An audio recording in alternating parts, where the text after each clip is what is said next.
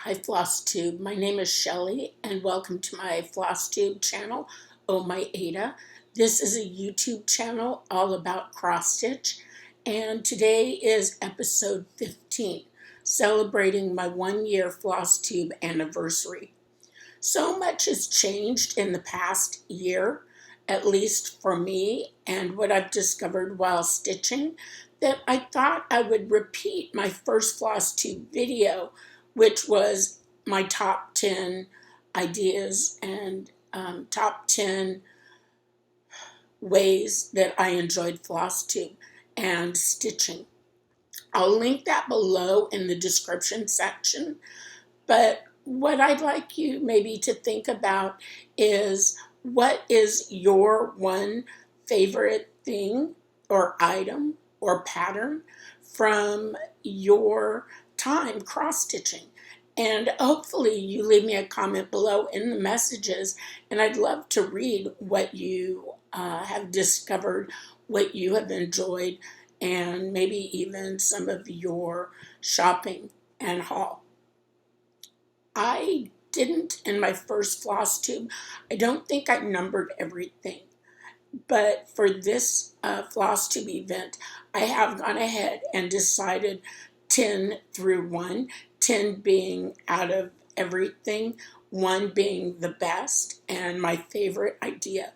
I already know right off the bat that next year, my year in review will change dramatically, because number 10 is HadeCon and StitchCon. And the reason I put those at number 10 is because in the year of COVID, both of them had been canceled. And I had registered for both of them. I had paid my money. I was excited about going to both of these events. And because of COVID, they were canceled. I'm still excited about attending, but with StitchCon, I'm not sure if I'll go to StitchCon A or StitchCon B. I have a feeling that StitchCon B will be more convenient for me because I pair that with the other travels I do during the summer. Because I'm a high school teacher, I'm also an NEA rep, which means I attend the NEA, National Education Association. I attend that conference every summer over July 4th, and it's a week. In 2021, if there is an NEA conference, it will be in Colorado. I want to say Denver. Not 100% sure on that, but that means when I get out of work, I can go to StitchCon in Ohio. I can visit my family in Kansas City, and then I can visit my best friend and my brother in Virginia and North Carolina, and then fly back home into Colorado for my 1 week conference. So next year, I expect that StitchCon and HadeCon will be number 1 on my list, because I really do like meeting all of you. I like having discussions. I like communicating, and that's one of the reasons why I started my FlossTube channel. I have zero support from my family. They think I'm wasting my time, but I know that each and every one of you watching understands how important cross stitch can be and is in our life.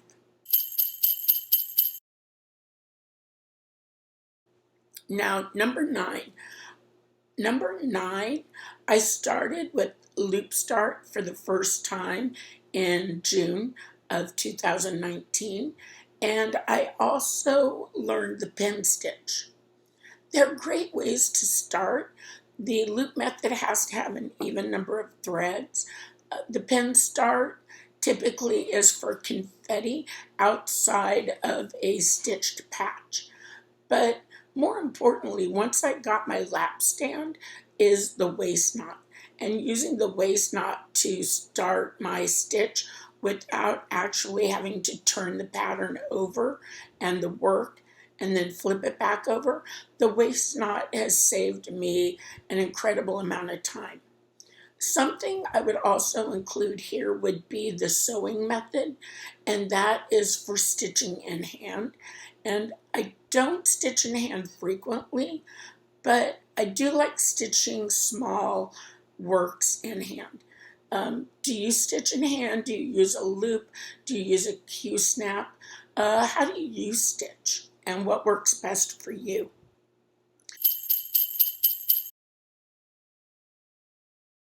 Number 8 is needle minders.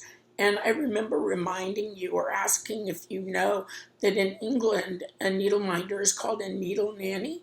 I really like the needle nanny and that whole idea and concept. In fact, there hasn't been a needle minder that I don't like. So I have quite a large selection, but I don't keep them on the pattern.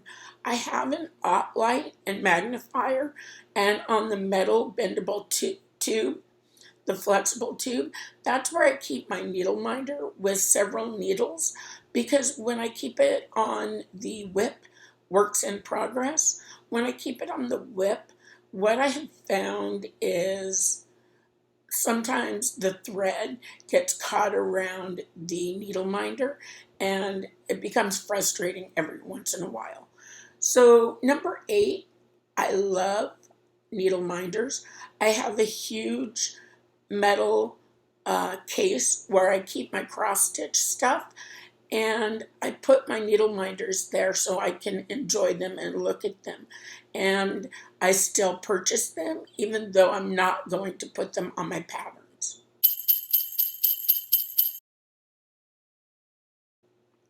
Number 7 is, what is number 7? How do I want to put it? It's over-dyed fabric. I love all the over-dyed fabric that can be purchased.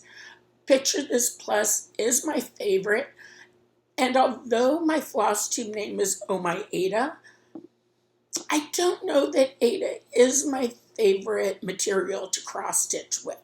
I just don't know. Ultimately, I will stitch on Ada, I will stitch on Lugana, I will even stitch on linen. I just need to find a color that I like, and if I like the color, then I typically go with that fabric. On a side note that also has to do with the overdyed fabric, I've started dyeing my own Ada, and it's really fun. My favorite so far is a Murano that I probably bought it from Michael's or Joann's, just a tube of the 28 count Murano. And I tea and coffee dyed that using Chelsea and Priscilla, the Real Housewives of Cross Stitch. I used their video on how to tea and coffee dye. It came out fabulous. I'm in love with it, and I've already used a small piece of it to make a small ornament. So that is one of my favorite things about the fabric. And each fabric type, so Ada, Lugana, Murano, linen, they all dye differently. And so you could use the exact same process, the exact same dye lot, and you'll get differences in each one because the color doesn't absorb as well. I do belong to 2 fabrics of the month. One is Crazy Annie's, and I get the Ada in 18 count Ada from Crazy Annie's. And the other fabric that I get is from Be Stitch Me. And I asked her to add me to the 22 count Ada. And the reason I had her move me to the Ada is because I had too much 25 count. And so I did ask to be switched, and she did that without any trouble. So I also belong, since I'm talking about overdyes, I also belong to 2 threads of the month. The first thread of the month is Victoria Motto, and I'll get my first order in August, which is this month.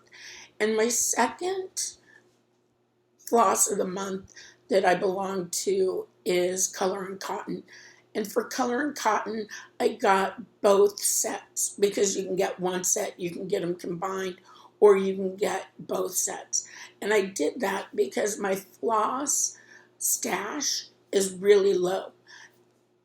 Something else that bothers me about overdyed floss is that if the colors in the overdyed floss look too close to one color, I would rather stitch with DMC. DMC has now gone up to like 62 cents a skein. That's not a lot of money compared to $2.50 for overdyed floss. And so typically, if I'm only doing 2 or 3 stitches, I will go with DMC over the overdyed. And that's just my preference. Number 6, I mentioned with the waist knot, and I have a lap stand. Many of you have the stands to the side of your chair, but I do like the lap stand, and I have the Elon lap stand. I first heard about it from Handwork Maniac because she uses it, and I just like how compact it is. I like how it breaks down. I like how you can extend it so it balances when you have a longer scroll rod on it. So number 6 is my lap stand.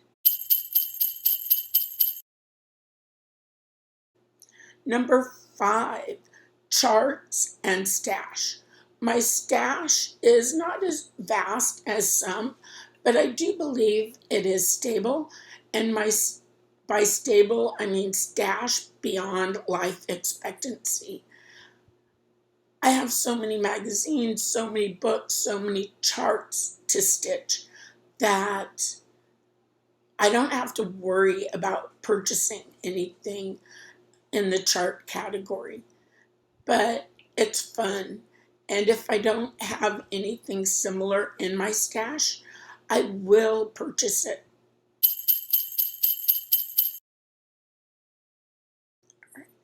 But with that, I'm going to move on to number 4, which I've already mentioned, and that's my Ott magnifying light. And it really helps me to stitch, and I couldn't stitch without, well, I could stitch, but I'd probably need to stitch on 14 count Aida. And while I don't have anything wrong with that, the size of the project typically is a lot larger than if I was using a 28 count 1/1. On 25 count, I like 2/1. I'm also, my linens and threads, family, friends and family Quaker, I'm stitching 1/1. So I know a lot of you, when you get to 32 count, like using 1/2. I just haven't got there yet, and I don't mind stitching 1/1 on 32 count. So I know one of my next projects, I will do 1/2 on 32 count. In fact, I'm trying to figure out which of my fabrics, such as 32, 28, or 25, that I want to use for pandemic. All right. 3 of my top 10.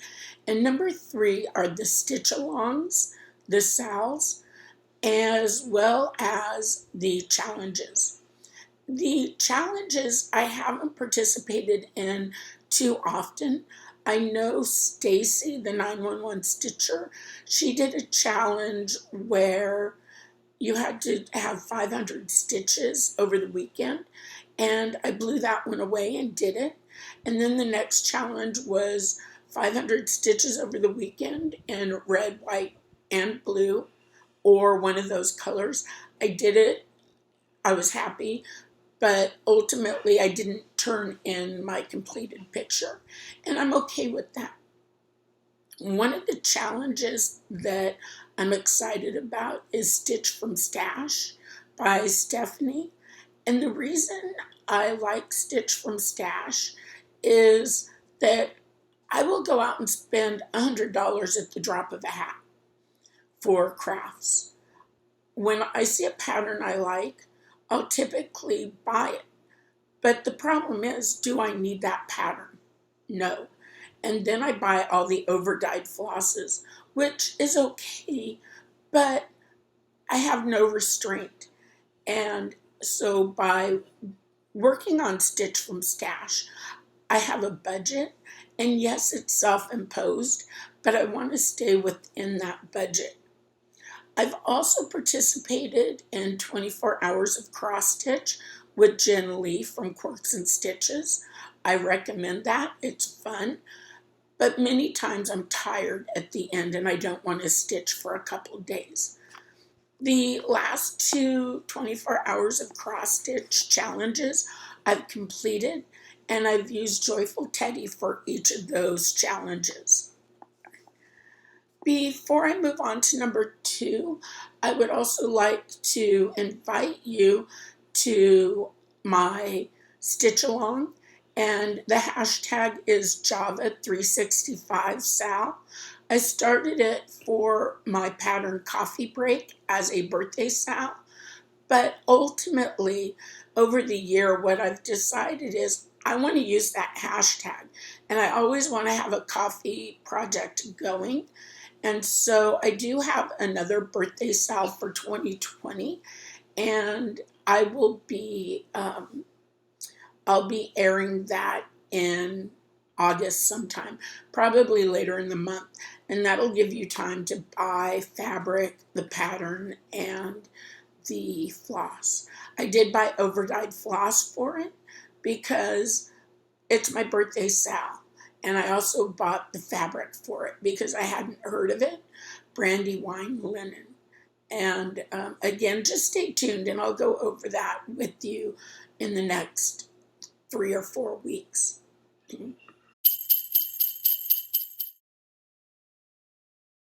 All right, number 2 for FlossTube is Instagram and Facebook. I am not a great Instagram user. I do use it more at certain times, and I like going back and seeing the progress of my patterns. The Facebook groups are amazing. I've joined quite a few groups that have challenges. Most recently is Magazine Monthly Challenge.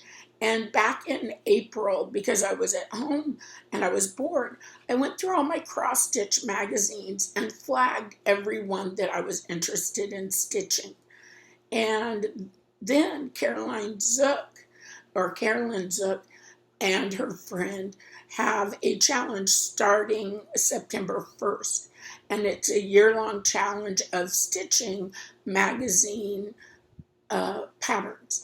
And so I'm excited to get started with that. The first, I'm trying to think. The first challenge will be autumn. And if you want to see the entire year by year, go to the Facebook page, and in the files, it shows you what each month has for a challenge. If you just want to be surprised, don't worry about it, right? And Caroline Zook also has a cross-stitch group for hawk run and people that like hawk run patterns. And I do, and if I do a hawk run, it'll either be the Houses of Hawk Run Hollow or I'll do the Village of Hawk Run Hollow. I'm not convinced that I need to have one of these in my life, but I've seen some that are finished fantabulously, and I absolutely love them. So what is your favorite Facebook group or challenge? Make sure you give me a message and let me know what challenges you're a part of, because I'm a joiner. I've never met a challenge I didn't like.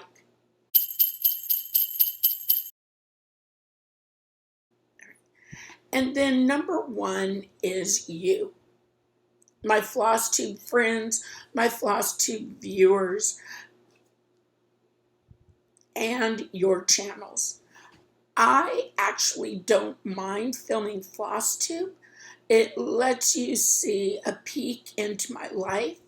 I haven't finished painting my wall, so FlossTube year 1 will be the orange wall, and in a month or so, FlossTube year number 2 will be one of these two colors for a more neutral gray wall, and I'm looking forward to that. I do start work on the 5th. No, today's the 5th.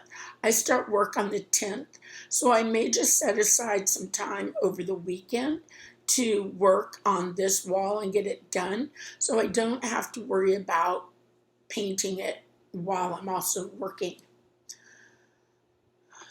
Please make sure you subscribe to my channel. I don't know, this has to be the correct side. So subscribe to my channel, and if you like the video, go ahead and give me a like. But ultimately, I'd love to hear at least your number one idea for FlossTube. And it doesn't have to be FlossTube. Let me just say your number one for stitching. Because stitching for me is therapy. It's relaxing. It's fun. And I can get outside of my head and just stitch and enjoy that. So I've been talking for 20 minutes. I haven't shown any patterns. I know that's okay, but make sure you like and subscribe. Make sure you leave me a note if you want to participate in the top 10 challenge, as well as what have I missed, right? Because there's so many things I could have talked about. This time I ranked them. In the descriptions, I'll also put a link to my first FlossTube video. I deliberately did not go back to watch that before I made this list. So I know now when I go back, I'll see a complete difference. One being a time difference, because I spent almost an hour. And this time I've spent under 25 minutes. All right, folks. Remember that every FFO begins with a single stitch. So go out there and be fabulous. Enjoy your stitching, everyone. And thanks for tuning in.